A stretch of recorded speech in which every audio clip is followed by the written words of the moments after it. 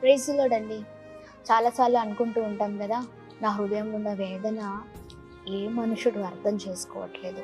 నేను బాగా ప్రేమించిన వారే నన్ను అర్థం చేసుకోలేని పరిస్థితి. లేకపోతే నాకున్న బాధ ఎవరు తీరుస్తారు? ఇలాంటివి చాలాసార్లు మనం అనుకుంటూ ఉంటాం కదండి. చూడండి, నిజమే. మన హృదయాన్ని ఎవరు చూడరు. ఏ మనుషుడు చూడరండి.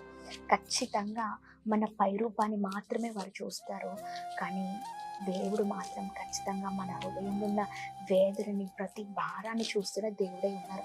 అందుకని సమూయేలు మొదటి గ్రంథము 16వ అధ్యాయం 7వ వచనంలో చక్కని మాట ఉంది. మనుషులు పైరూపమును లక్ష్య పెట్టుదురు కానీ యెహోవా హృదయమును లక్ష్య పెట్టును. ఆమె నిజమే, మనుషులు పై రూపాన్ని లక్ష్య పెడతారు కానీ యెహోవా మన హృదయాన్ని లక్ష్య పెట్టే దేవుడై ఉన్నారు. ఆయన సమస్తాన్ని చూస్తున్న దేవుడై ఉన్నారు. అందుకని దిగులు పడకండి, భయపడకండి, బాధపడకండి. ప్రతి కన్నీళ్లను ప్రభు కొట్టివేసి